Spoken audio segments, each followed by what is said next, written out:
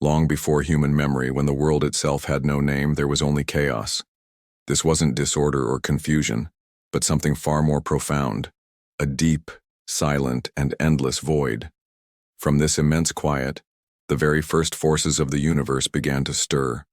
First came Gaia, the earth, steady and patient. Then Tartarus, the deepest, darkest abyss imaginable.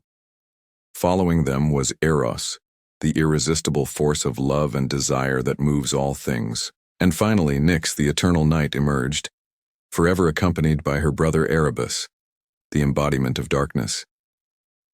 Gaia, existing alone in this vast new reality, gave birth to Uranus, the starry sky. He was a perfect mirror to her, a celestial blanket that covered her completely.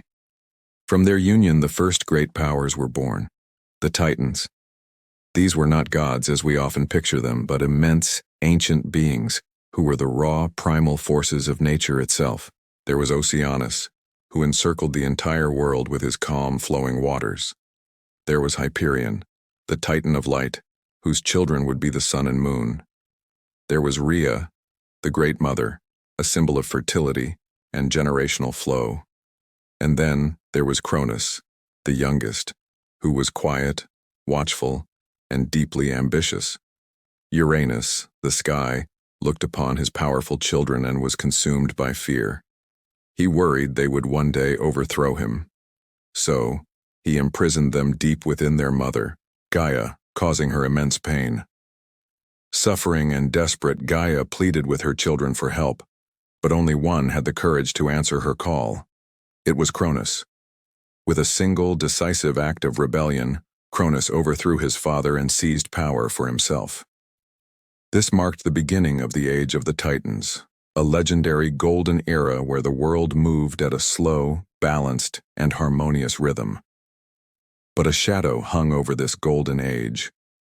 Cronus lived in constant fear. A prophecy had been given to him, one that foretold he would suffer the same fate as his father. One of his own children would one day rise up and depose him. Determined to escape this destiny, Cronus devised a terrible plan. Each time his wife, the Titaness Rhea, gave birth, he swallowed the child whole. One by one, they vanished into their father's inescapable prison. Rhea watched in horror as her children were lost. Hestia, Demeter, Hera, Hades, and Poseidon, all gone. When her next child was born, she was exhausted by grief and knew she had to act. She named him Zeus, and with a heavy heart, she deceived her husband. Instead of the infant, she wrapped a large stone in swaddling clothes and presented it to Cronus, who swallowed it without a second thought. Meanwhile, the real Zeus was hidden away on the remote island of Crete. There, he grew up in secret, strong, and powerful, nourished by the milk of a sacred goat and protected by ancient spirits of the land.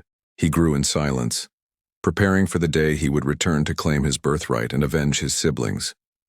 When the time was finally right, Zeus returned, no longer a helpless infant, but a mighty god in his prime. Through cunning and a powerful potion, he forced Cronus to regurgitate his brothers and sisters. One by one they emerged, fully grown and ready for a fight. United at last, they declared war on Cronus and the Titans who stood with him. The battle that followed was unlike anything the world had ever seen.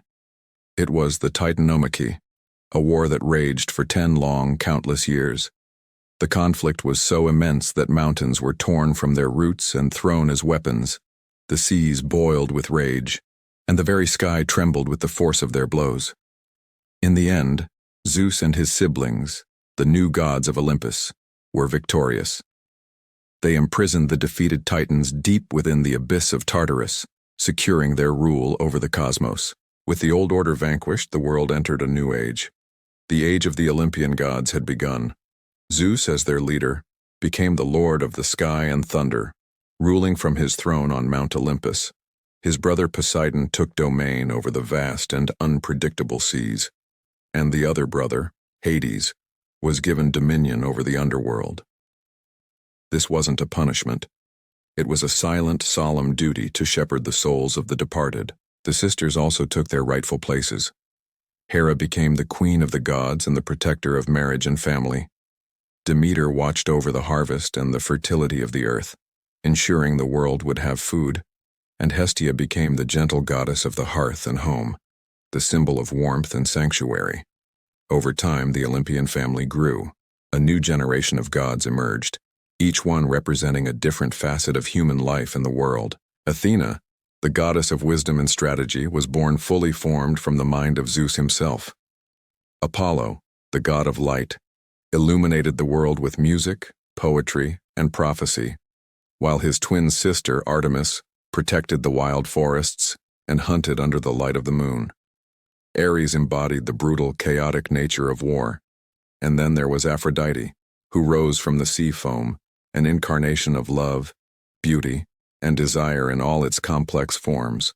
From their home on Olympus, the gods watched humanity with a mix of curiosity, affection, and sometimes anger.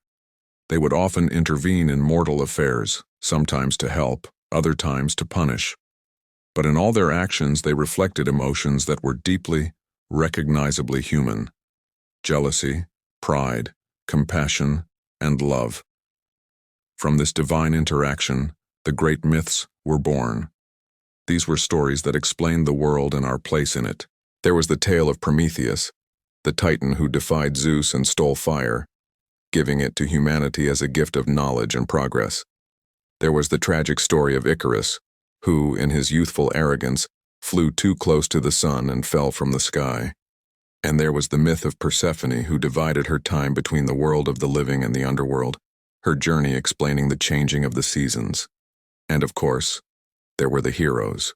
These were remarkable mortals, often born from the union of gods and humans who stood between the two worlds. Heracles, driven by immense strength and a need for redemption, completed 12 seemingly impossible labors. Perseus, with courage and cleverness, faced the monstrous Medusa and won. And Theseus bravely navigated the twisting labyrinth to defeat the fearsome Minotaur. Each of these stories was a quiet lesson about our own limits, the choices we make, and the consequences that follow. As countless centuries passed, the world changed. Humanity grew, and the direct presence of the gods began to slowly withdraw. They didn't vanish or die, but their time of direct intervention faded into legend. What remained, however, was something just as powerful: their stories. These tales were passed down from generation to generation, from voice to voice, becoming echoes of a time when myths explained everything, from the rising of the sun to the depths of the human heart. And so even today, when night falls and a deep silence takes over the world, the stories of Greek mythology remain vibrantly alive, not as a dusty list of battles or ancient names, but as a calm, flowing river of timeless tales. They are gentle reminders that since the very beginning, our universe has always been made of stories, just waiting to be told. Thanks for watching. If you enjoyed this journey into the past, don't forget to like, subscribe, and hit the bell to join us for more stories from history and myth.